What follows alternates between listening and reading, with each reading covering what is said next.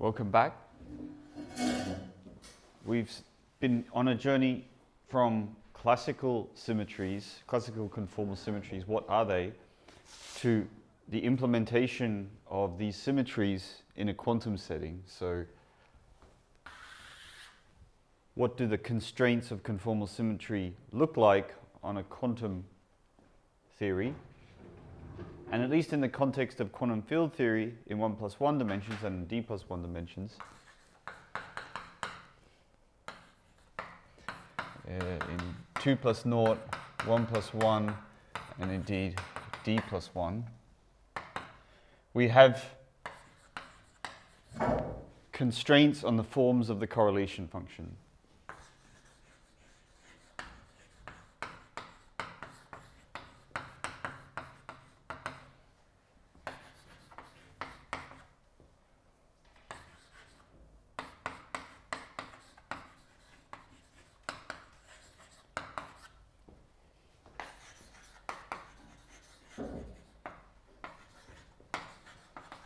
Okay, that was the content of the previous lecture. We had a look at the correlation functions of a putative theory in 2 plus 1, 1 plus 1, or d+1 dimensions.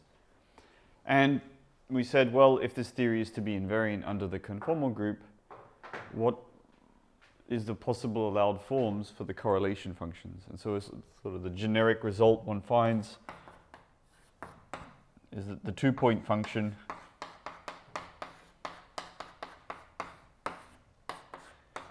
is inverse polynomially decaying with separation.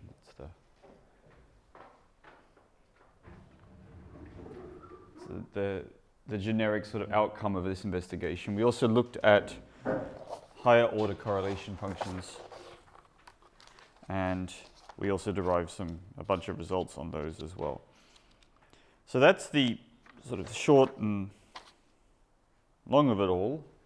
If you have a quantum field theory that's invariant under the conformal group, then that conformal symmetry manifests itself on the correlation functions in this way that we discovered, and that's all the observables there are to a local quantum field theory, so we're in a sense sort of determined everything up to a bunch of horrible constants. That was the content of the previous lecture, but this was all sort of predicated on us having a quantum field theory to begin with that was conformally invariant. So if you have one, then these correlation functions must behave in these particular ways that we saw. But we don't yet have one, right? It might be that if you try and look for a conformal field theory in these space-times, you don't actually find one. There does not exist a non-trivial conformal field theory. We haven't exactly excluded that possibility yet. And so what we're going to do is try and construct one, or at least I'm going to give you a physicist heuristic approach for how to construct conformal field theories, and plenty of them. I mean, there do indeed exist conformal field theories that are proven to exist at the level of mathematical rigor. We'll certainly look at one, namely the free boson. And there's a bunch of other conformal field theories which we understand to exist, and most of them at a level of mathematical rigor now.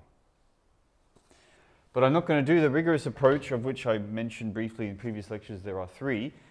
I would prefer instead to work with the physicist approach, which is much more immediate, gives the results in a very physically clear and transparent way, and you gain a lot more intuition, I would argue, from the physicist approach, because it's so simple and you see how it can be implemented. But in order to accept the physicist approach, you have to use the path integral. So this is the price one usually pays, right?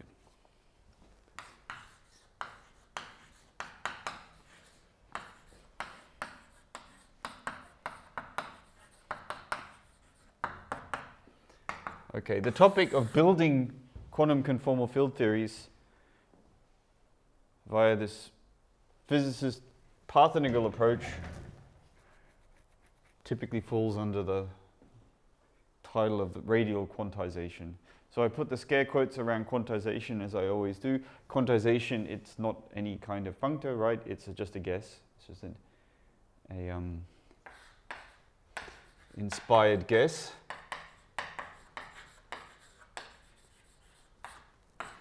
So whenever you hear the word quantization, don't think that I'm telling you a mathematically rigorous procedure. I'm just showing you how one might guess things.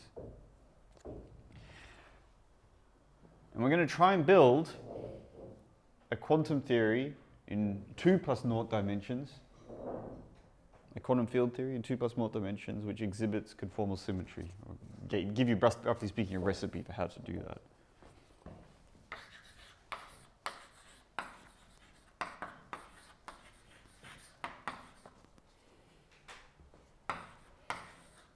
So a conformal field theory is a quantum field theory, so we need a quantum field.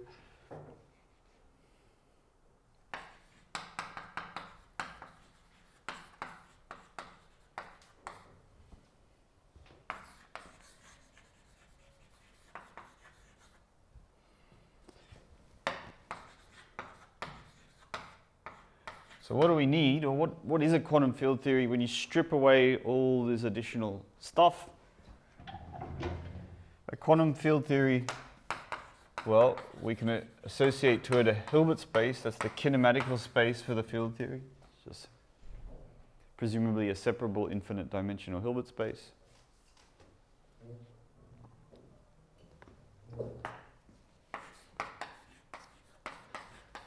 We're going to want a vacuum vector.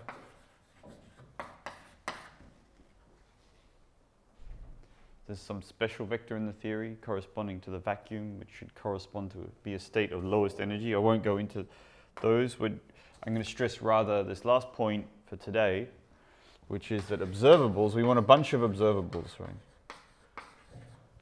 A quantum theory, just a Hilbert space alone is a kinematical space, but until you say what the observables are, this quantum theory has no dynamics, and that's what we need to specify, and that's what differentiates all these isomorphic Hilbert spaces. Right?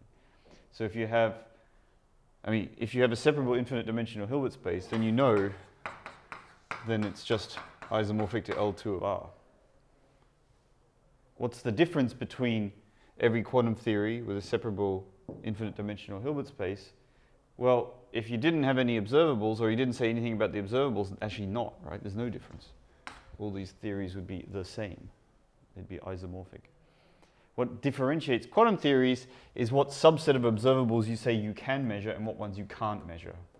That's where things get interesting, right? So you focus on subsets of, I'm not going to write bounded operators here, I'm going to write linear operators. And the choice of subset here is what gives the quantum field theory what distinguishes one quantum theory from another. So up to this moment, like L2 of R, that's the Hilbert space of, say, the hydrogen atom. And that's somehow the same Hilbert space as the bosonic quantum field at the level of Hilbert spaces. That's actually correct. What differentiates the hydrogen atom from the bosonic quantum field is the subset of observables you allow yourself to measure. And we've got to label them. In a quantum field theory, we're going to label them. Well, they're going to have hats. This is the moment in a conformal field theory presentation where the potential for confusion is at its highest, because we're going to talk about classical fields and quantum fields almost interchangeably for the next couple of hours, because we're using the path integral. And there's implementations of symmetries on the classical side, on the quantum side, and it's very, very quickly one can fall into category errors and get confused. So I'll try and remember to put the hats on the things whenever, ever it's quantum. So we have a bunch of observables. What are we going to assume about them? Well, we're going to assume that they're labeled by positions. So our observables somehow locally sense the quantum field at a space-time location, say x and y.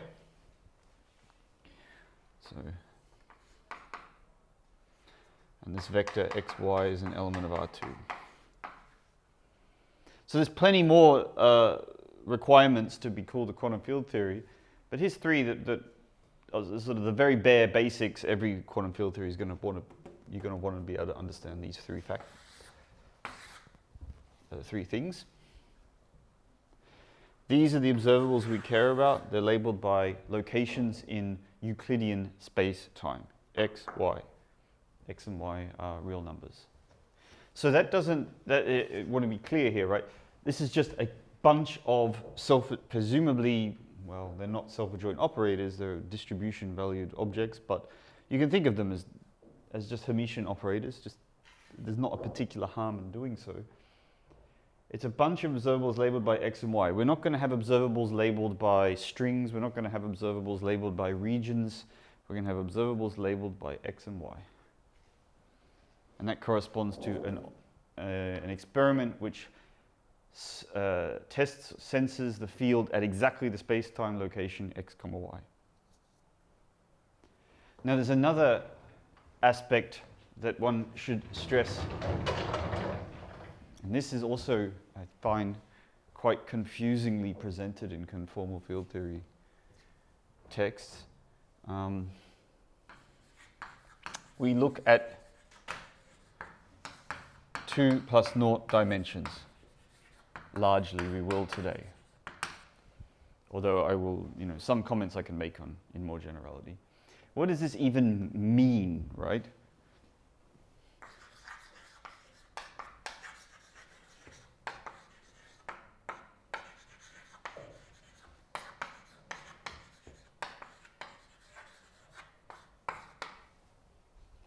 What does this mean quantumly?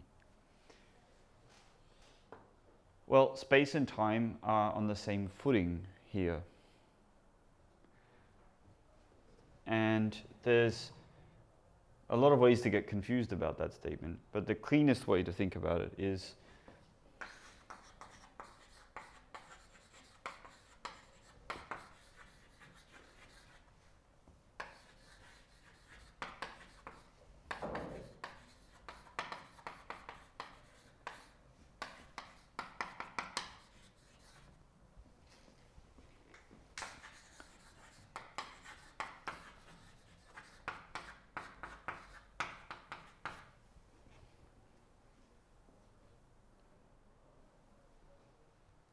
so what this should mean is that our quantum theory yields a projective unitary representation of the conformal group of R2O. That's what I've taught you to understand this means. However, often people utilize a very nice fact to turn this around, and you will see this kind of presentation I'm about to give in a second.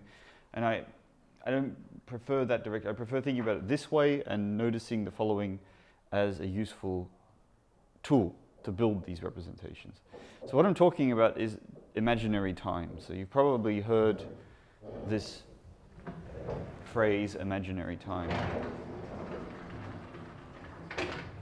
And there's no way of avoiding it. We will have actually to exploit this construction. It's not uncommon to hear people speak of a quantum field theory in 2 plus 0 dimensions as the imaginary time version of a quantum field theory in 1 plus 1 dimensions. Probably heard this, you've probably seen that. So if you let, say, that coordinate there, x, you say, oh, x is just I times some other coordinate t, and we leave, say, the y alone. Actually, I suppose for this,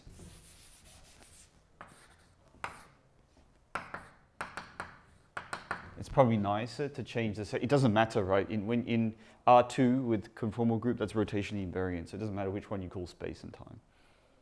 But if you just say y is it,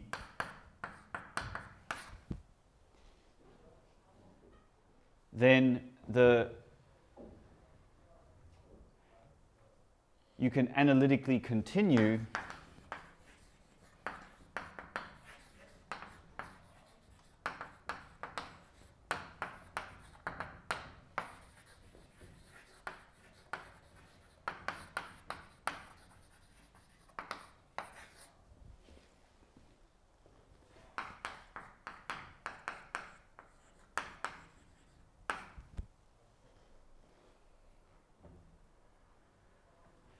you might think, well, let's employ this device. Let's suppose that y is not a real number, as we supposed it was up to now, but y is an imaginary number, purely imaginary, and see if we can make sense of all the quantities in our theory in terms of this real number here and that imaginary number there. That would require that you analytically continue all your observations, observables, such as correlation functions. So you're saying your old correlation function used to be a function of x and y. So this is just like whatever it is, right? It's just some function of x and y. But under this substitution here, you're going to push this function of x and y outside of its domain of definition to apply in a wider setting of complex arguments, namely pure imaginary arguments there. And that process of extending the domain of definition of a function of several arguments to complex valued arguments is called analytic continuation. It's not always possible, but it turns out for the correlation functions of conformal field theory, it turns out to be in general possible that you can analytically continue these expressions. You just interpret x and y as actually being complex variables, and then you'll see that nothing really breaks, and you can still interpret those functions now of these other arguments. So when you employ that device of analytically continuing your correlation functions, then it often happens, and I'm not sure under the exact conditions under which it's going to be generally true, but it often happens, at least I'll mention two words in a second, that these functions here will now yield a projective unitary representation of the conformal group of R1 plus 1.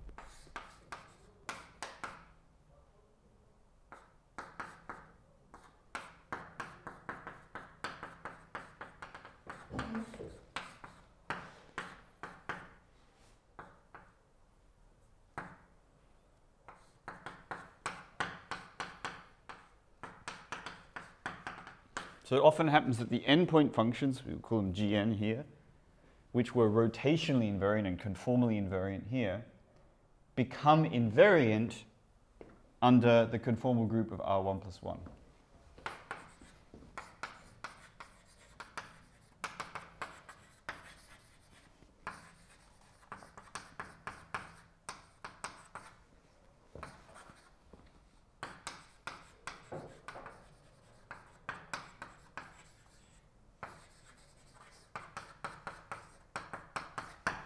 This can happen.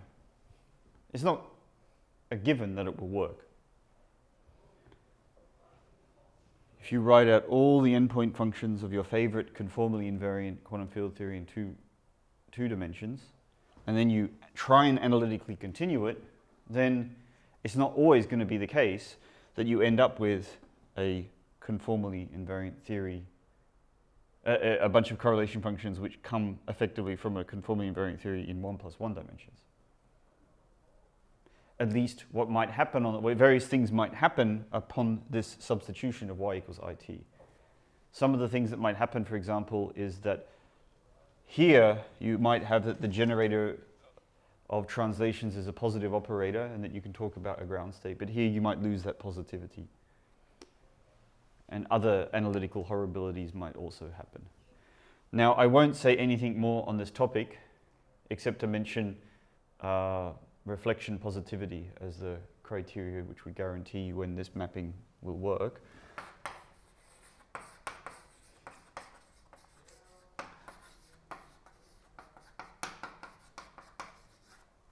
So reflection positivity is a condition that you can impose on these correlation functions to guarantee that when you do this analytical continuation, then many aspects will be preserved and we should end up with a nice Minkowski theory here. Now I want to stress again this little narrative just before we move on, because it becomes extremely tempting to do it the other way around. what we do is to obtain these quantum field theories that are invariant under the conformal group of Euclidean space, well, let's suppose we have one, then we're welcome to analytically continue the correlation functions in this way, and then we'll end up with a conformally invariant theory in Minkowski space as long as enough goodness happens and there's enough conditions satisfied. It's tempting to go the other way, and indeed you can, right? That's this reflection positivity is the argument here. And when you do so, it's very tempting to interpret certain equations on the Minkowski side in a physical way when you go to the Euclidean side. And I'll mention the final aspect of that here, which is that thermal states, sorry, time evolution becomes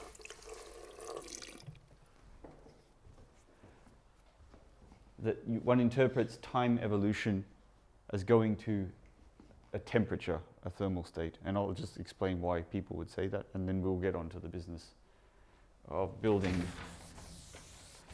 quantum field theories in Euclidean space.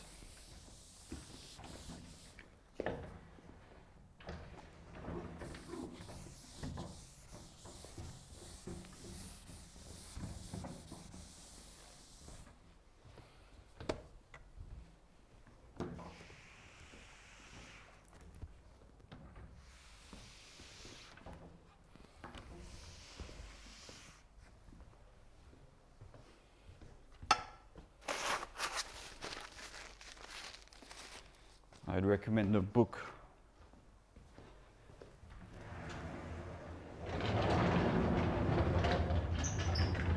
for a very, very clear explanation of all of this stuff at a very rigorous level. I'd certainly recommend the book of Glim and Jaffa.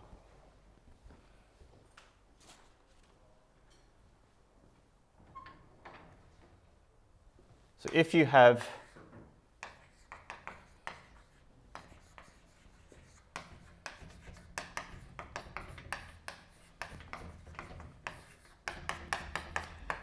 a nice Minkowski space quantum field theory, one that you've worked hard to build by canonical quantization or whatever, then one of the basic observables you might want to look at is this two-point correlation function, for example.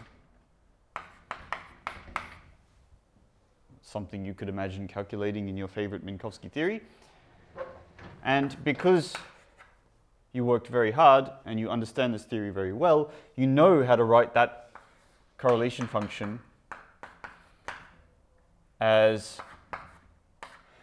in the Heisenberg picture, the result of applying the time translation subgroup to this field here.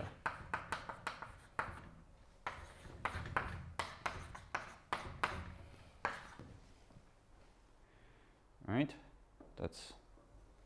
We suppose we have a sufficiently nice representation of the Poincaré group, which has the translation group as a subgroup, that we can just write that operator like that in the Heisenberg picture. And now, if we want to make this analytical continuation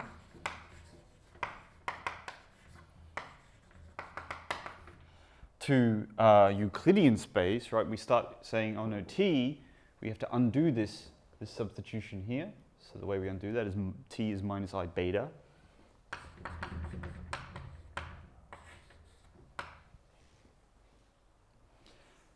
Then, supposing this is allowed, you can interpret the result of that as e to the minus beta h hat phi hat x comma 0 e to the beta h hat phi at 0.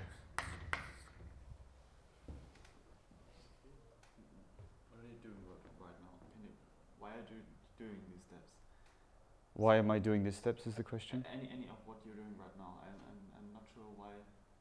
So you write the time evolution there, and why are we doing this? Why are we doing this?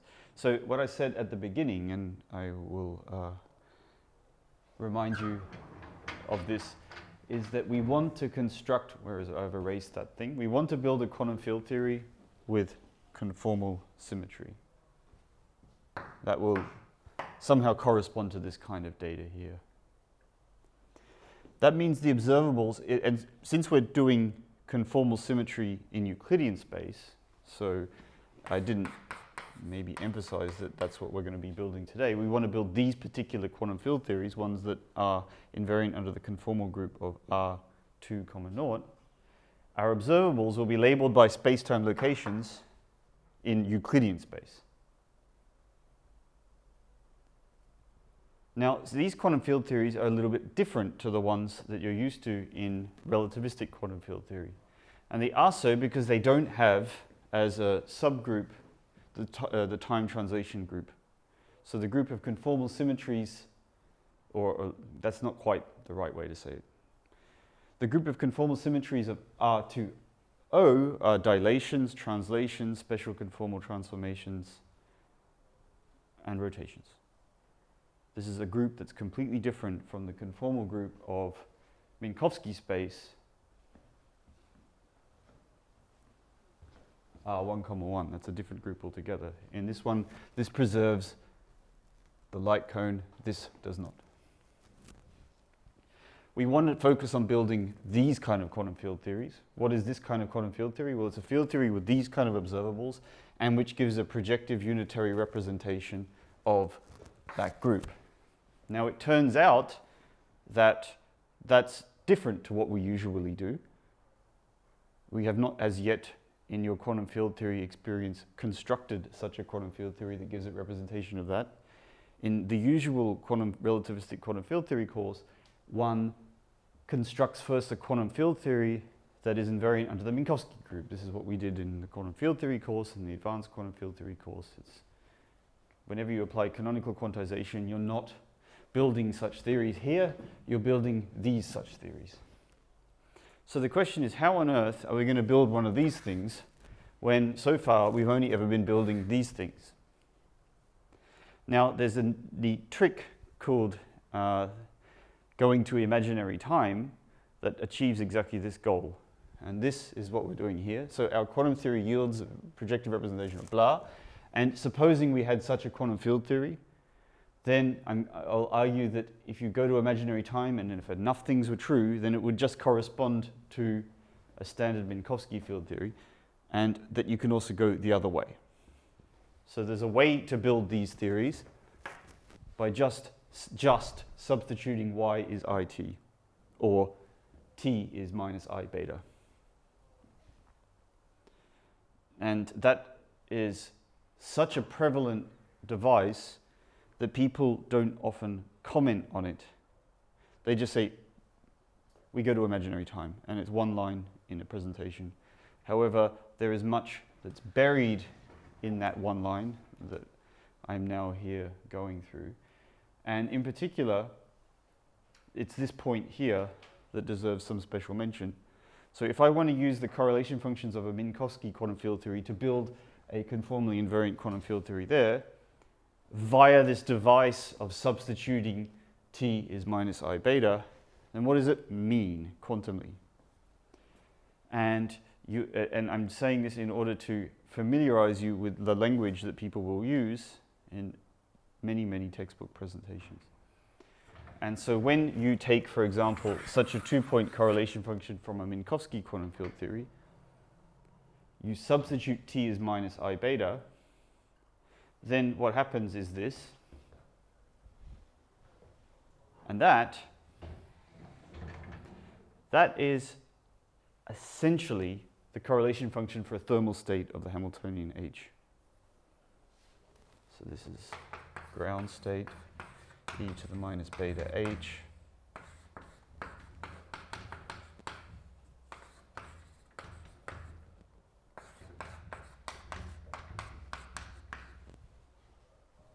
Essentially, but not quite, right?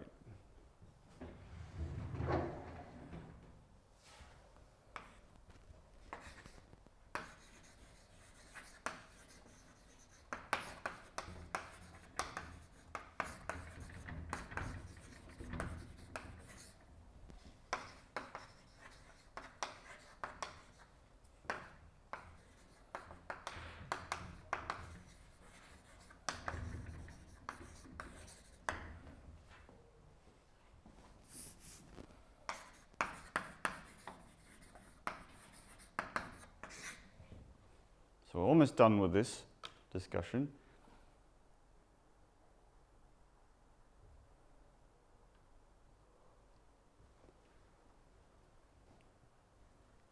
And this motivates the actual way we construct conformal field theories via the path integral.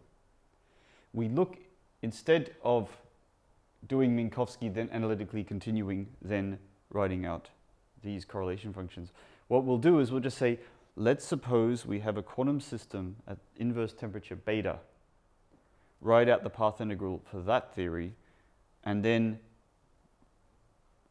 argue that theory exhibits a conformal symmetry under the conformal group of Euclidean space.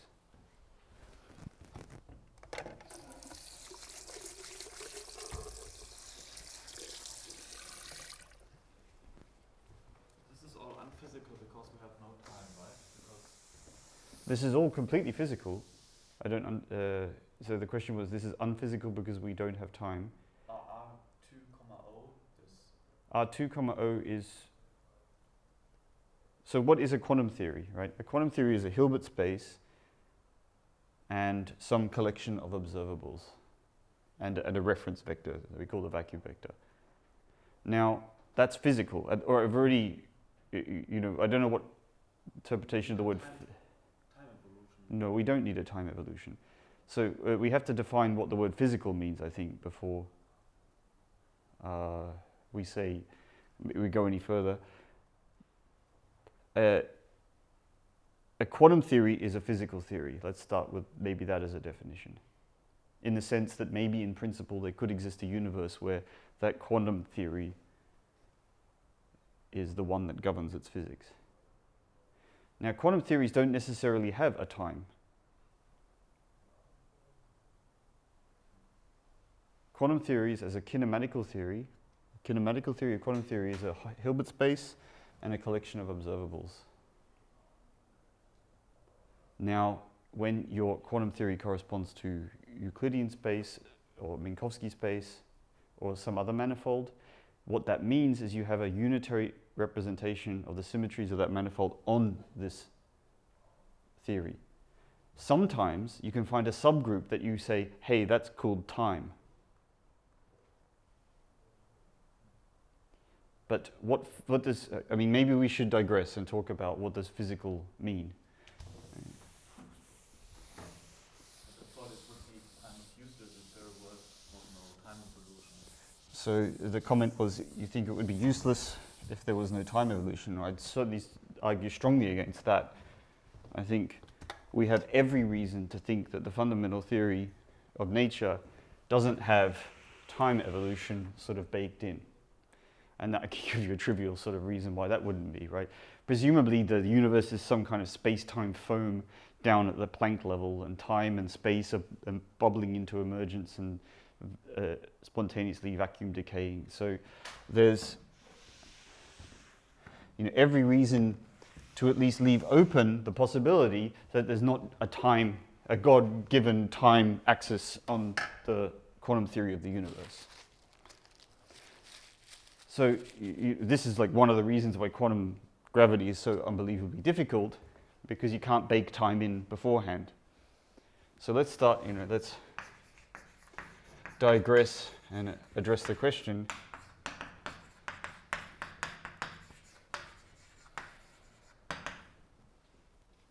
What does physical mean?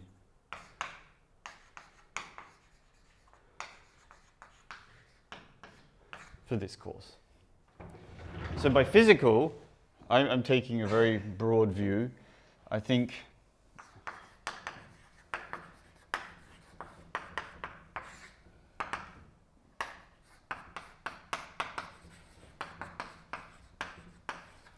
you should have a Hilbert space.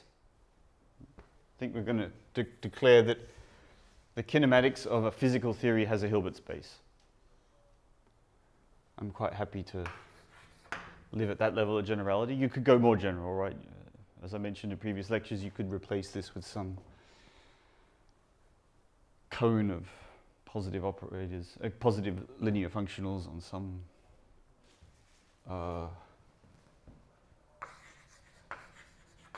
ordered unit vector space.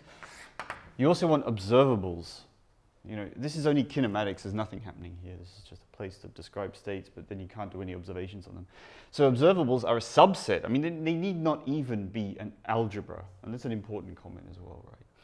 So there's some kind of subset of the set of all linear operators on this Hilbert space. And it should be a Hermitian subset.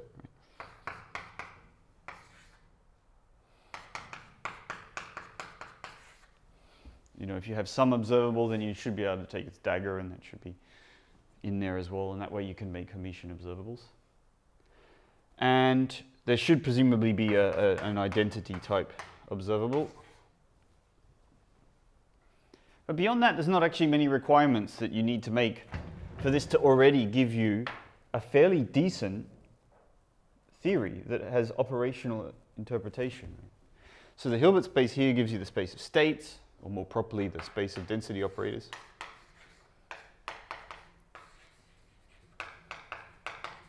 Or positive linear functionals. And these give you the observations. And so every experiment you can do is labeled, is some element of this set here, and everything gives you an expectation value, and that, or these label the POVM elements for the observables that you can do. Now, nowhere have I said time. Now, I argue that this is a perfectly legitimate theory. It even has an operational interpretation, right? We can attach experiments to the POVM elements in this set here. But I haven't said time yet.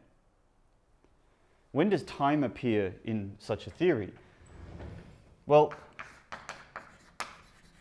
that's when we introduce dynamics. And dynamics is introduced in the following way, right? You take your favorite manifold, M, or set or geometry. I mean, I don't know, right? Even this is, in the case of quantum gravity, who knows what this thing is? Maybe this thing itself isn't well defined. But this is like one way to introduce dynamics. M, something like a manifold. You build its isometry group. Presumably you can do that. You know, if the thing is well specified enough, then there must be some way to talk about distance maybe on that thing like a manifold. And you have the group of isometries of this manifold thing. And then you look for projective unitary representations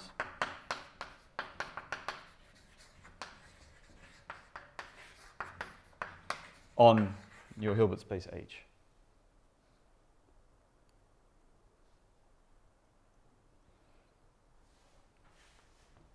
And furthermore, at that moment, because you can now talk about doing this isometry or that isometry, you can start to try and attach labels to the observations as well. So introducing dynamics isn't just finding this group of unitary representations, but it's also about finding a set of observables here that correspond to points in this manifold-like thing. So there's a kind of intermediate step.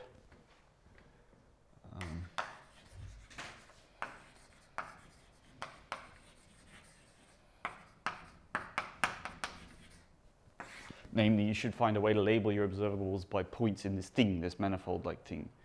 Now, sometimes your manifold has a time direction. Sometimes it's just Minkowski space. And then, boom, we have dynamics, we have time. But sometimes your manifold could be the sphere, right? Why not take the sphere as a legitimate physical theory? You label all your observations by points on this sphere.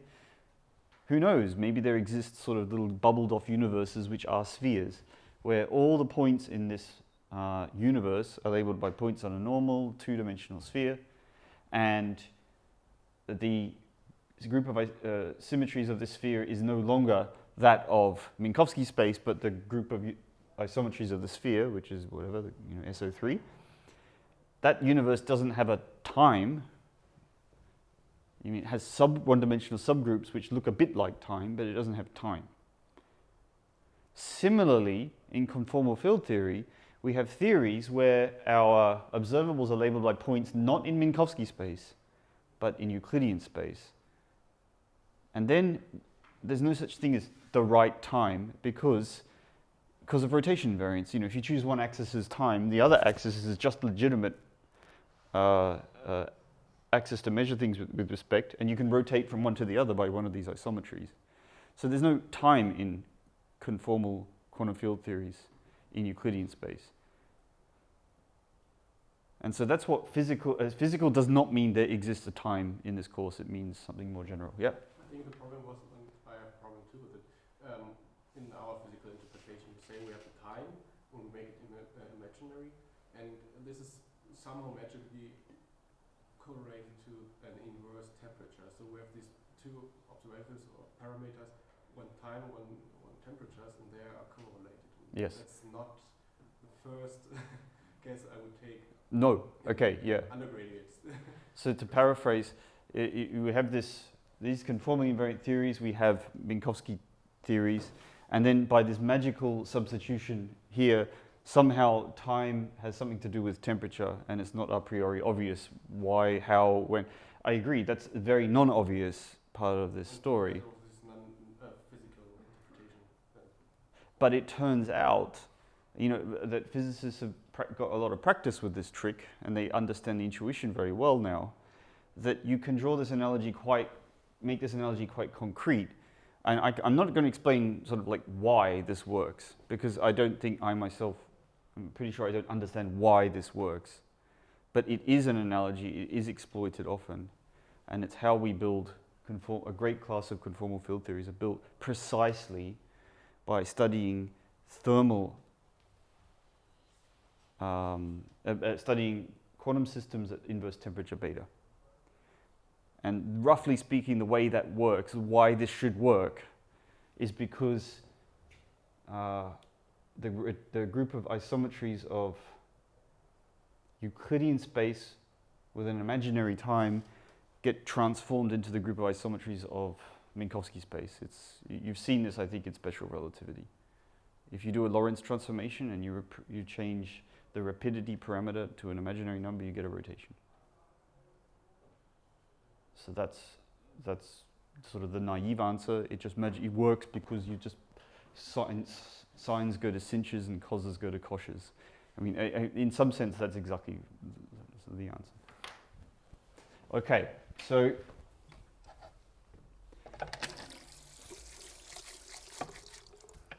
this is a confusing point. I mean, even amongst the best textbooks, this point, I think, deserves more attention, and unfortunately, it's not explained sufficiently in many places I know.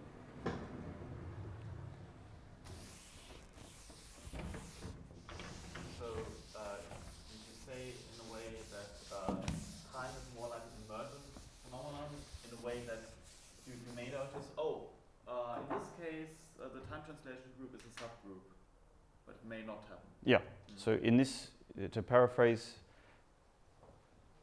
time is like an emergent phenomenon here. Sometimes you notice that your theory has a one-dimensional subgroup that behaves like time in Minkowski space, and sometimes not.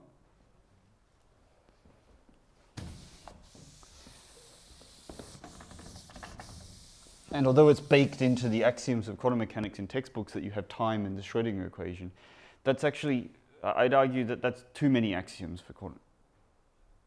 Right? It's sufficient to have quantum theory with kinematics, observables, labeled observables perhaps, and dynamics, but the minute you go the step further and demand that your dynamics are that of Minkowski space or non-relativistic Galilean space, you've gone a step too far, right? You've added just that too many axioms. Time ends up with the choice of M, right? Time is the choice of M, yeah, if you like, yeah, exactly that there. So, how can I do quantum mechanics without the Schrödinger equation? Well, you are. As soon as you do the unitary representation of a symmetry group, you're doing the Schrödinger equation. But you need not have baked the Schrödinger equation in to the axioms. Just like projective measurements, I would argue, are a completely superfluous additional axiom in quantum mechanics. We don't need projective measurements to talk operationally about quantum theory. And indeed, I've yet to have anyone explain to me an experiment where a projective measurement actually took place.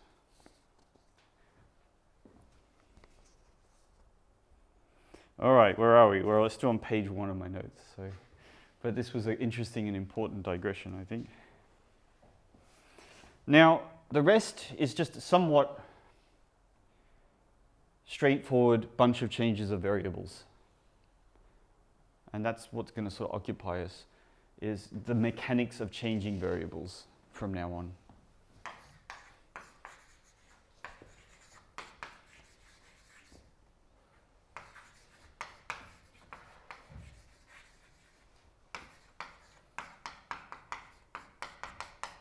So at the moment, we're labeling our observables by space-time locations x, y. We're looking at Euclidean CFT.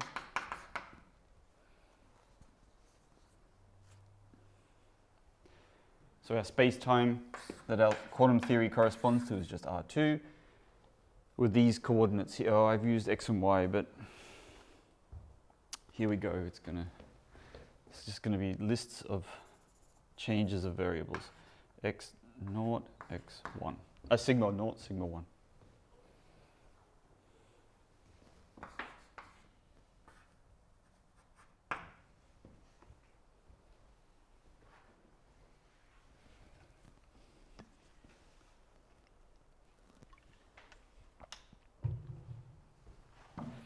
So now we're going to do a lot of things for the sake of convenience.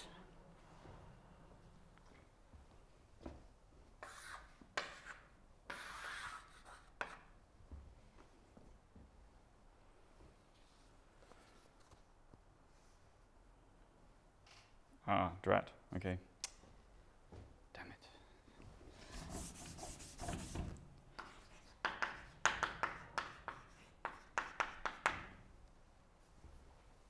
Sorry about this.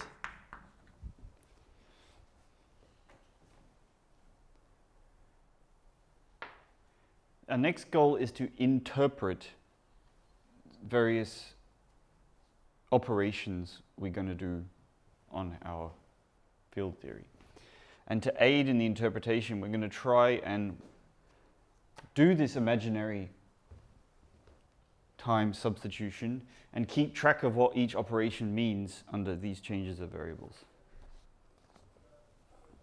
So Minkowski quantum field theories have a light cone,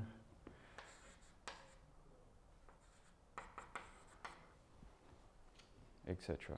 So our first step to building a conformal quantum field theory in Euclidean space is to make this imaginary time substitution.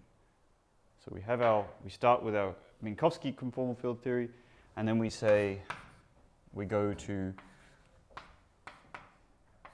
replace this sigma 1 variable by I times sigma 1.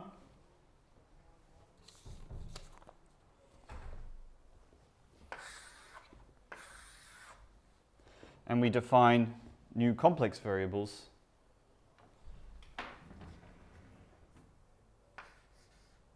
zeta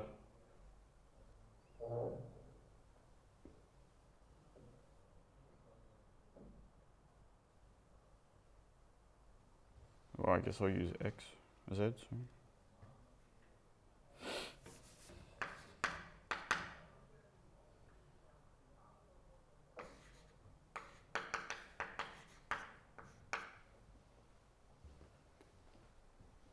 So we're going to define new coordinate z, which is sigma 0 plus I sigma 1.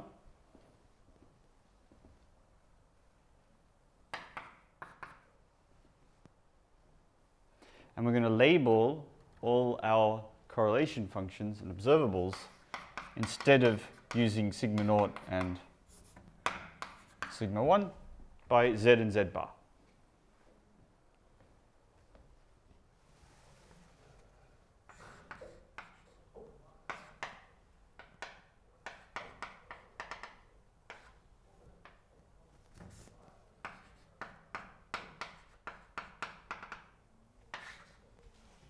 This is this analytic continuation step.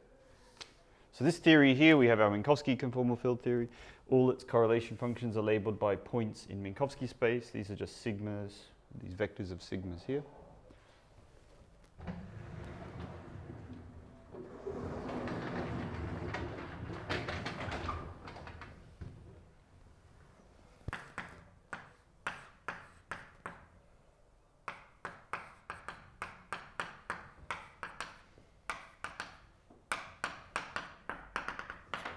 and we analytically continue these correlation functions here to depend now on z's and z bars instead of sigmas and sigma naughts and sigma ones.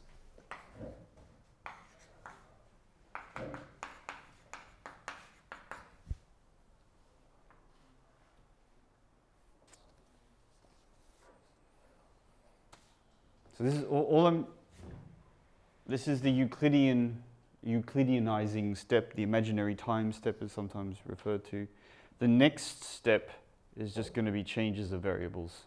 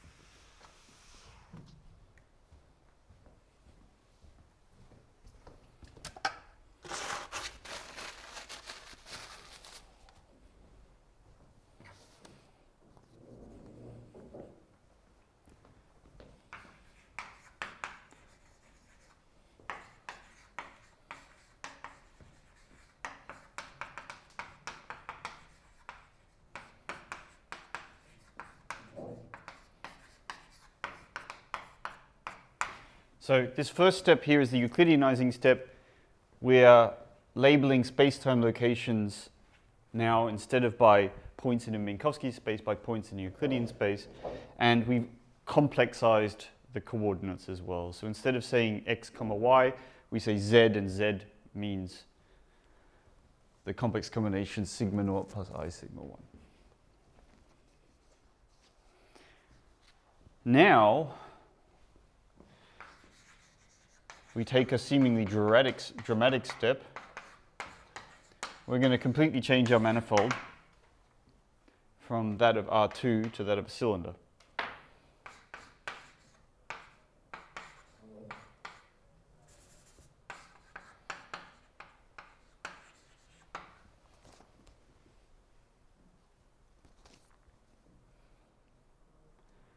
So we don't no longer look at space-time Euclidean space. We instead compactify the space direction or time direction, whatever you like. They're the same in Euclidean by saying that sigma 1, for example, equals sigma 1 plus 2 pi. Now, why do we do this?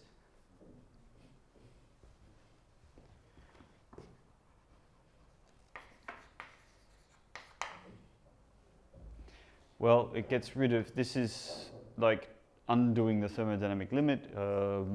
It gets rid of infrared problems.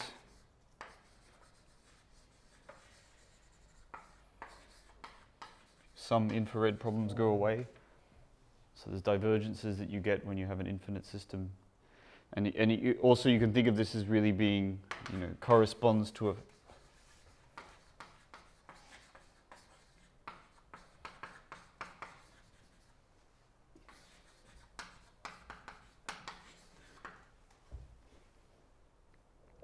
say it corresponds to a system on a circle with radius r, and you let radius go to infinity afterwards. It's a device. It's a useful device.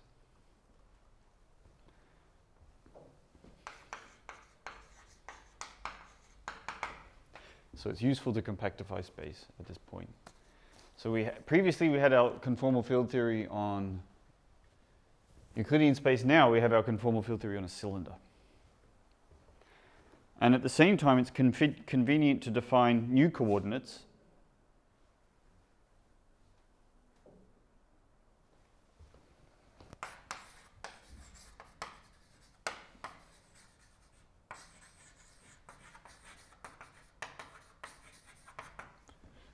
you know, we could always label our cylinder coordinates just by where they are on the circle and where they are on along the cylinder. But we're going to define new coordinates by taking the exponential of our old z coordinates.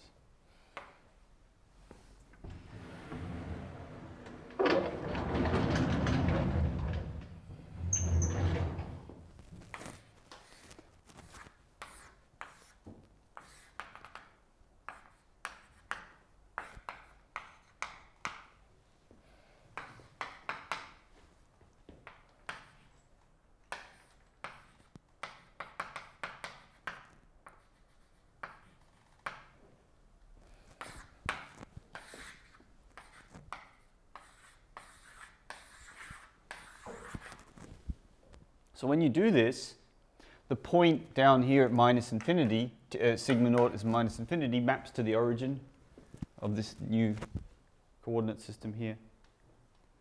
And the point at sigma naught equals infinity maps to infinity on this representation here.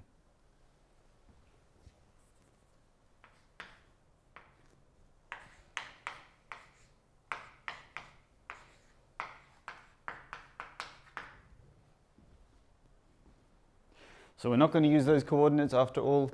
We're going to use the exponentials of those coordinates to label positions in our cylinder system.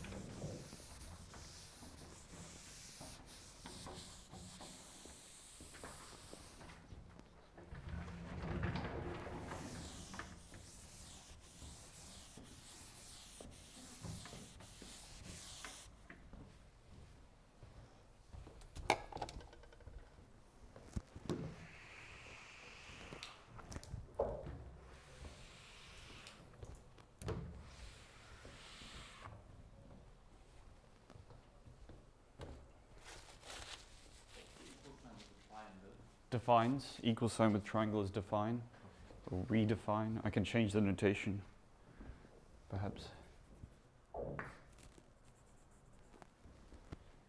Maybe you're more comfortable with this.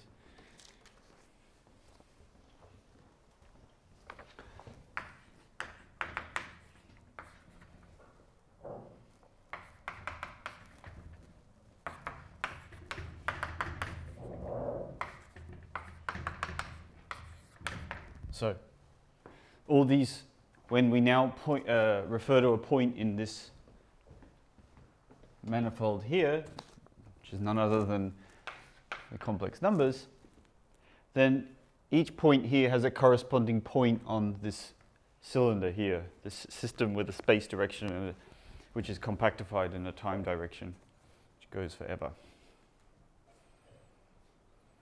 And this is where we're going to build our quantum theories. We're going to build our quantum theories here on C, and then we're going to interpret every observable here as corresponding to something on this compactified space-time over there. So there's some operations you can do. Oh yeah, firstly,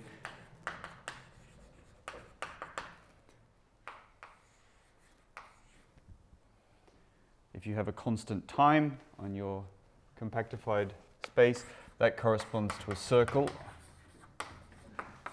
in C. And time inversion corresponds to Z gets maps to 1 on Z complex conjugate.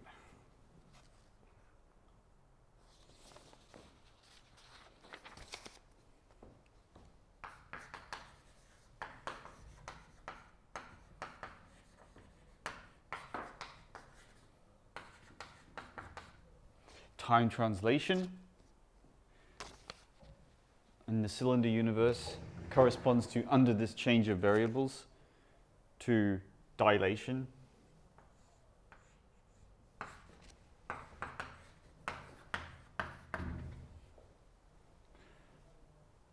And usual translation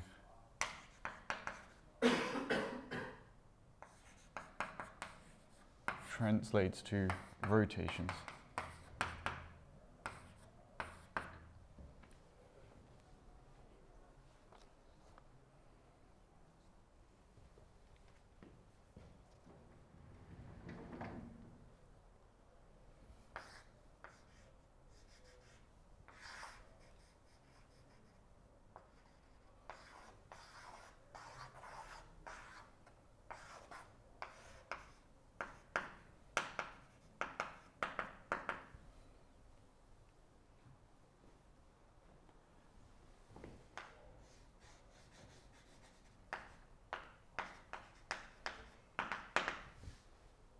So the coordinate system that we're going to use has the following interpretation. A point in this complex plane corresponds to, we've done this analytic continuation of replacing time with imaginary time, corresponds to a point on a cylinder space-time where you are along the cylinder depends on the radius of your point in complex space, and where you are around the cylinder depends on your angle.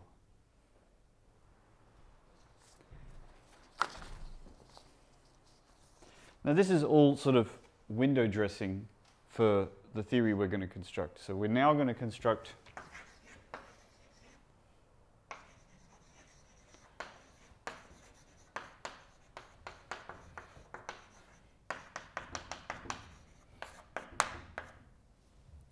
and we're doing all of this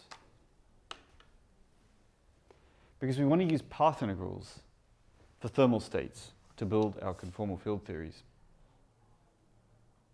And that means we want to interpret various symmetry group actions as having some counterpart on a Minkowski spacetime. And it turns out under this particular choice of coordinates, when we do a certain symmetry operation on this C here, that would have a counterpart on Minkowski spacetime, but not Minkowski spacetime, but Minkowski cylinders, where you've compactified space. And this is very useful when we want to interpret, for example, time. As it happens, time is the one generator that we really do want to understand, and we're going to get to that.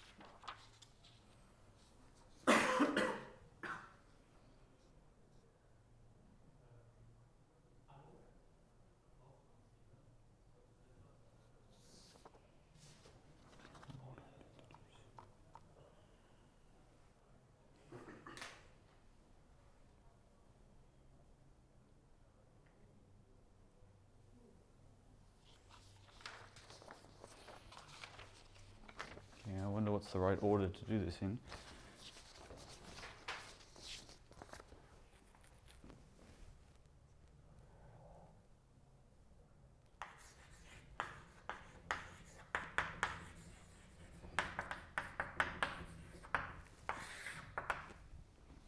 So we'll do it this way. I'm going to show you a magical technique for taking a conformally invariant classical theory and producing a bunch of operators which obey the right symmetry algebra to give you a conformal invariant quantum theory. It's a very beautiful and magical technique. And how this works is that you get your conserved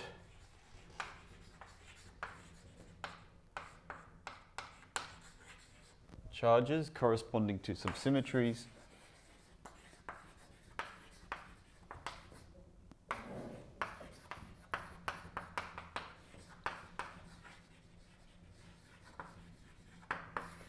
And put hats on them.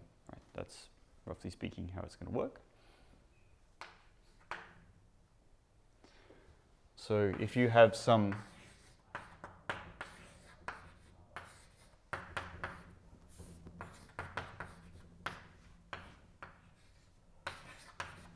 this is classical, right?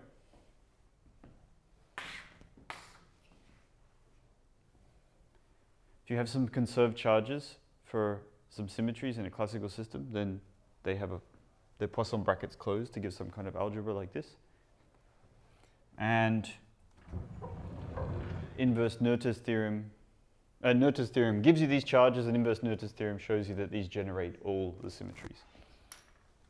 Now, to quantize, you just put the hats on, yeah?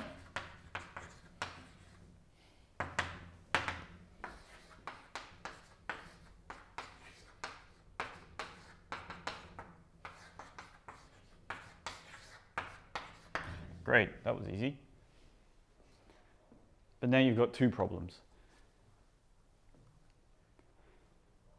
So it looks like this is a solution to the quantization problem. You have some classical theory, you just put the hats on, and now you have a quantum theory, and that's fine. But this is an abstract written down thing here. There's no Hilbert space here, and there's certainly no interpretation of these operators in terms of a field.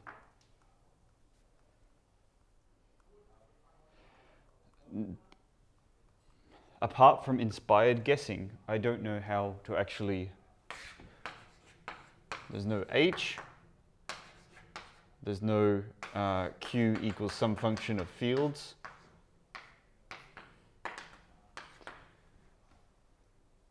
There's a lot of work to do, right? Putting on hats, this isn't just putting on hats. And you're not given much guidance here of how to actually find the correct Hilbert space and so on. That's what canonical quantization is, right? It's a way of putting on hats and dealing with all these sub-problems here and dealing with it in a consistent way.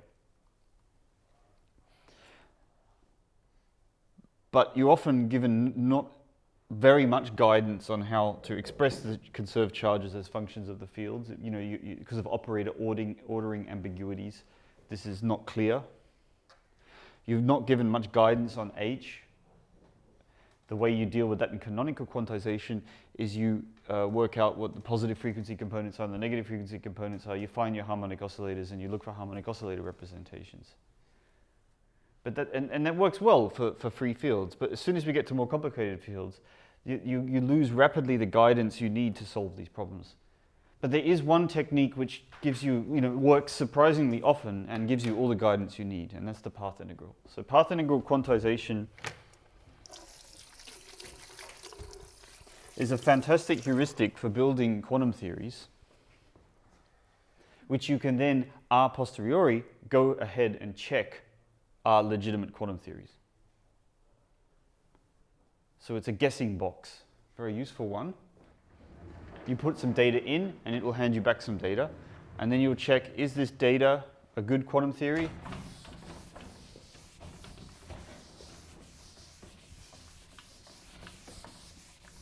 And it works so well, so often, that you gain good intuition when it's going to work, that you don't really ever bother constructing things canonically and correctly.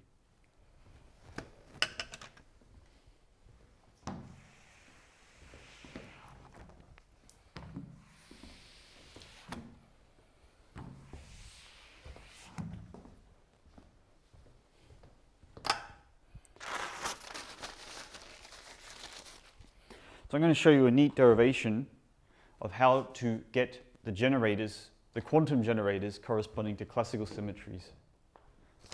This is called a Ward identity.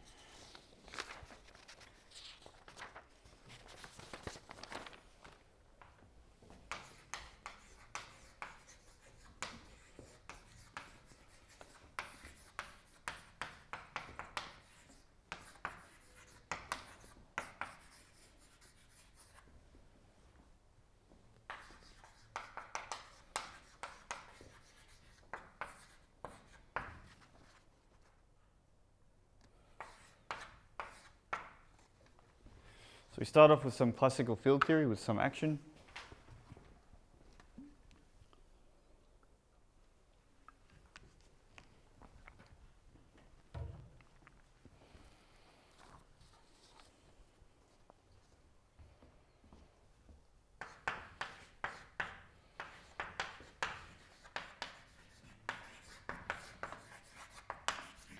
Phi is a vector of fields, so we're not dealing with just Klein-Gordon fields here, we can have all kinds of stuff. And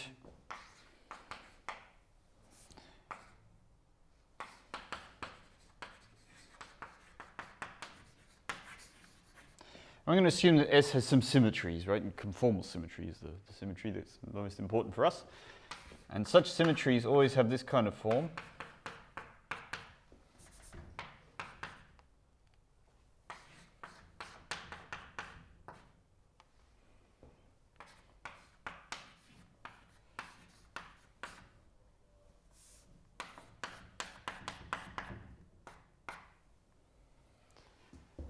So in infinitesimal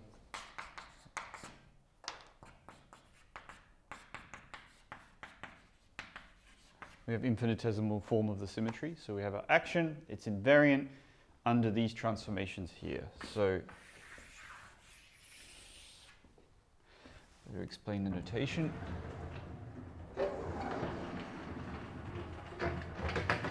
So this space-time label is the same everywhere.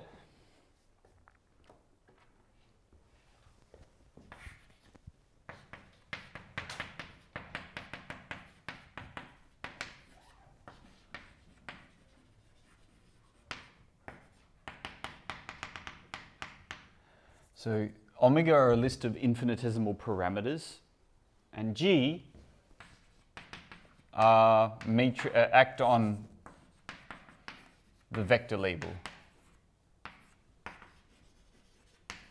of phi.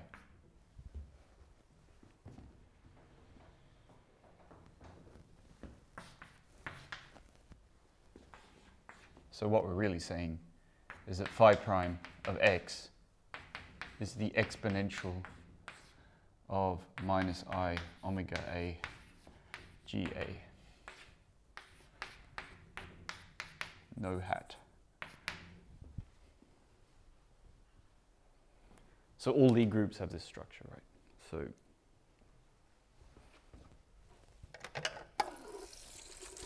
all compact Lie groups. So our action is invariant under these infinitesimal symmetries there.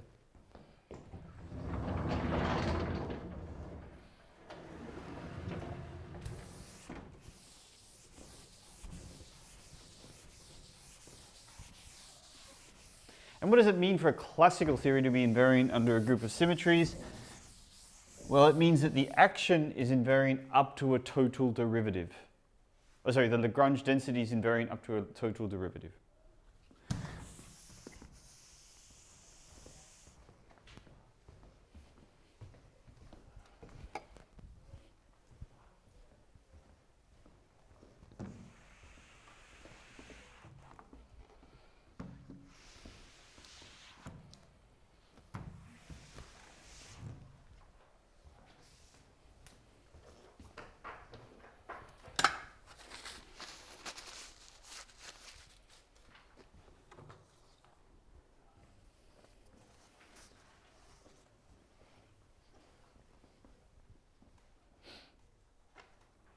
Now we're going to use the path integral prescription to see what one of these symmetry operations does on the expectation values, on correlation functions.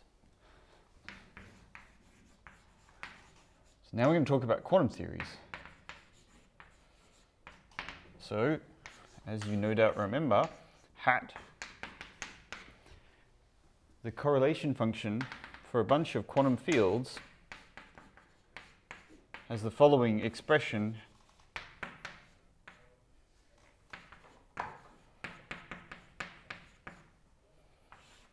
as a path integral.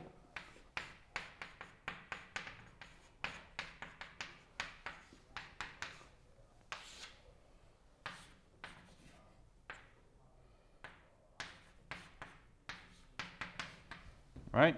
That's the formula that you're required to remember in the path integral prescription.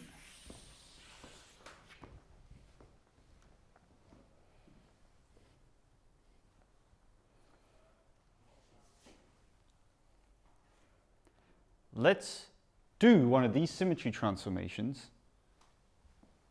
over here on the path integral side. See what happens. And we'll learn quite something interesting, actually.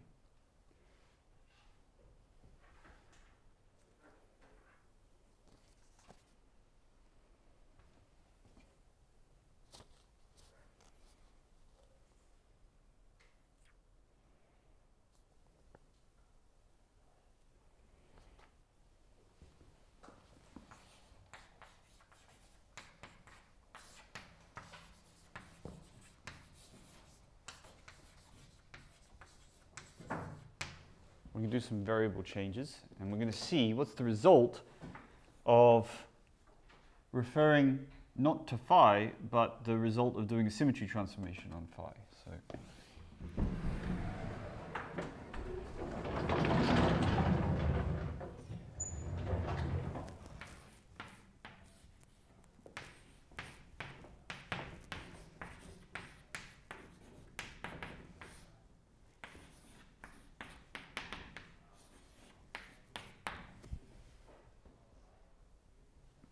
So instead of doing everything with respect to the variables phi at x, we're going to do everything with respect to phi prime of x, where phi prime is the symmetry transformed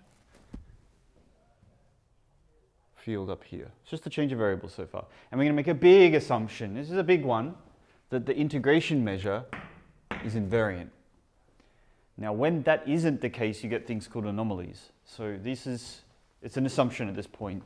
I mean, it's often easy to verify that it's true, but it's not always true. It's not a given that even under the most innocuous looking symmetries that this measure is invariant. But let's suppose that it is. Then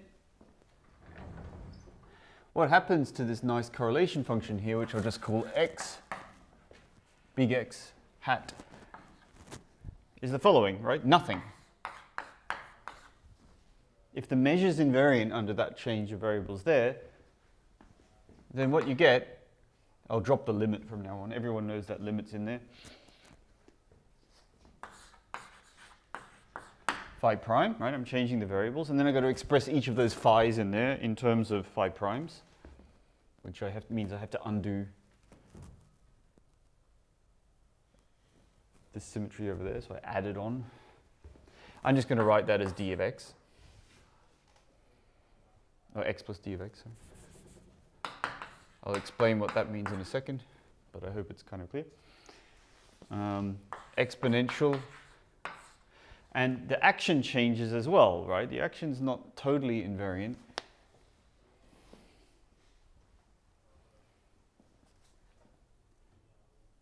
Well, it is invariant unless I do something tricky, and I'm going to do something tricky.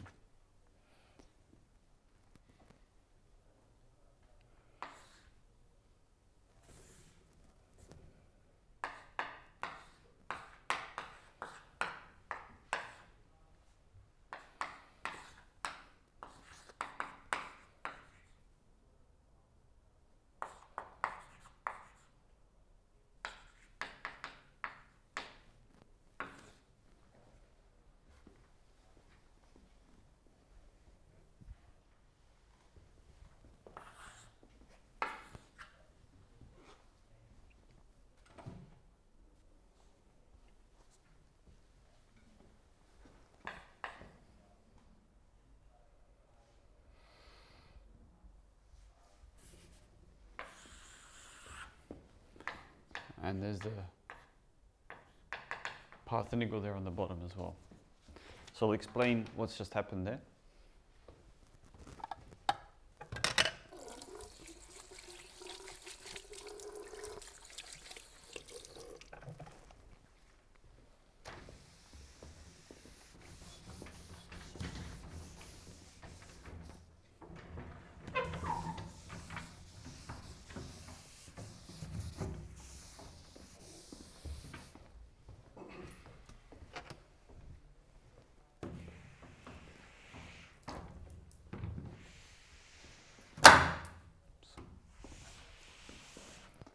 Okay, we've done a more general change of variables than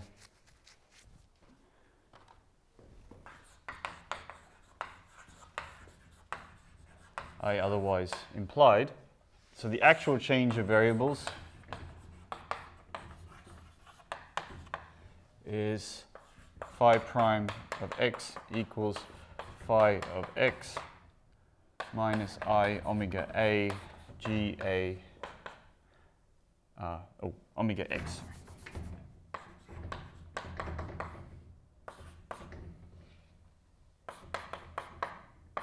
So the actual change of variables that we can do, if we want to, is we can allow these infinitesimal parameters to depend on x.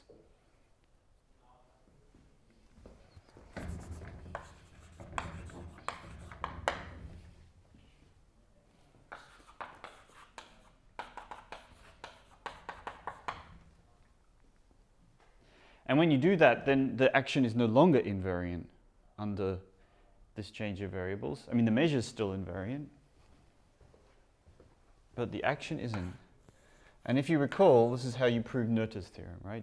The way to prove Noether's theorem is one tricky way is to allow your symmetry transformations to depend on space-time, and then you get a conserved current,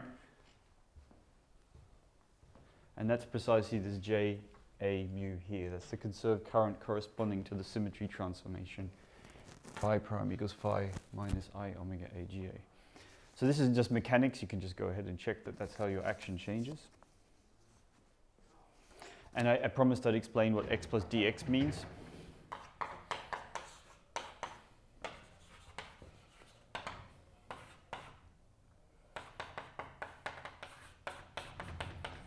Right? The way x stands for the product of all the fields, x1 through to xn. And x, therefore, plus dx is, well, that plus first order shifts.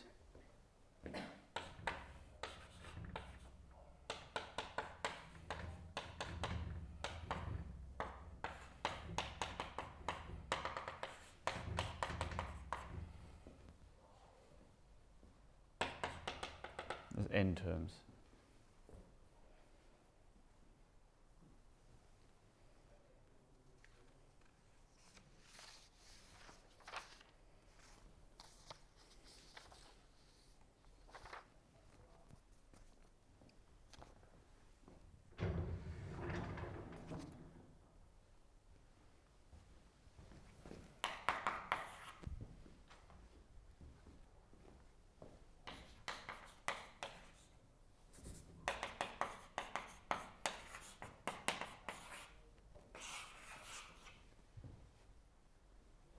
Now let's just note the obvious, right? That the left-hand side equals the right-hand side. So to order 1, the terms match.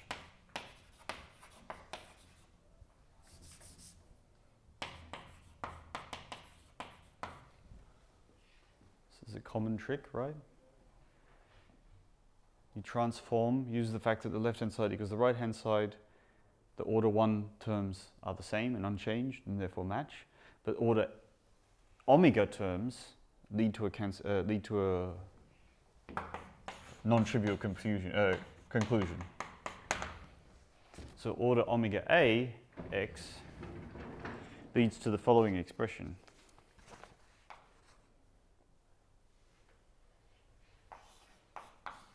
And this is an exercise.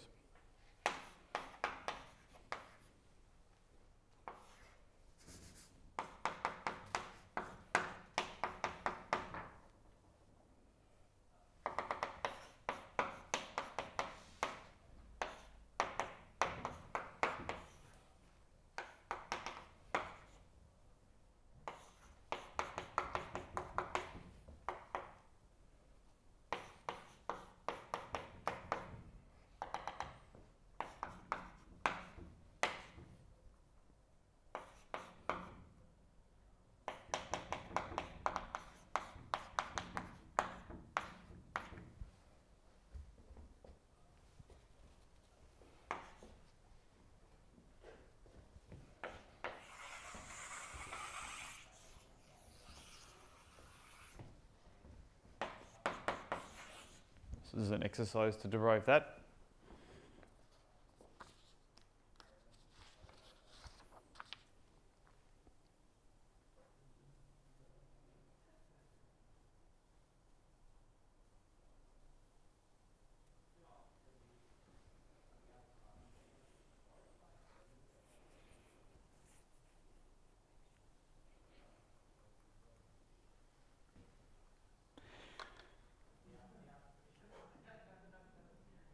So it's really only a matter of just looking at this term here that I wrote out already, expanding this right-hand side to order omega.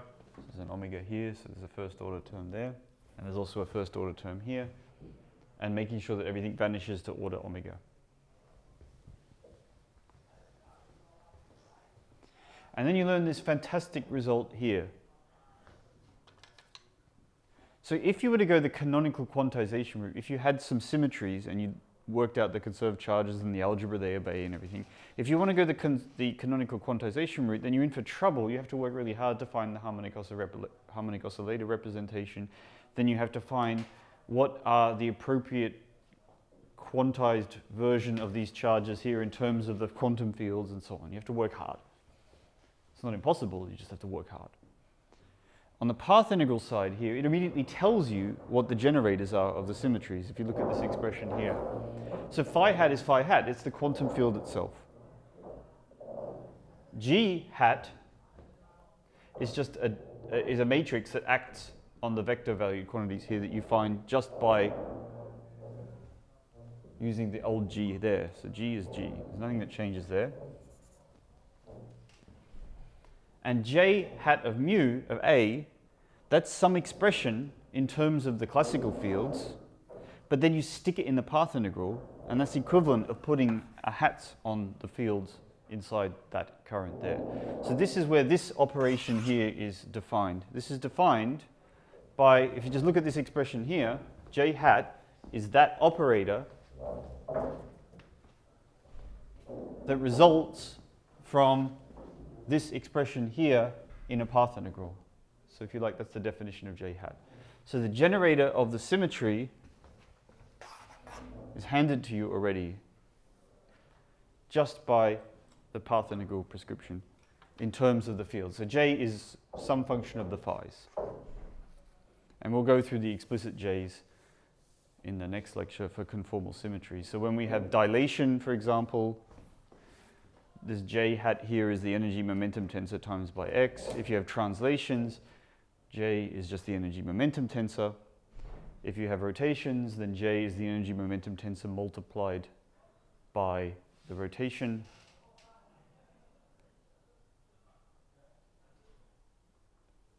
No, that can't be right. But certainly for dilations and translations, rotations are energy momentum tensor times epsilon. Yeah, we'll get to that. So you'll be able to work out what the classical J is, and then via this path integral prescription, you'll instantly be able to put hats on to find out what the quantum currents are that correspond to these symmetries, without having to go through all this painful route of canonically quantizing. So that's where this method is very useful, and this is called a Ward identity. Okay, I think we'll stop there. Thank you very much.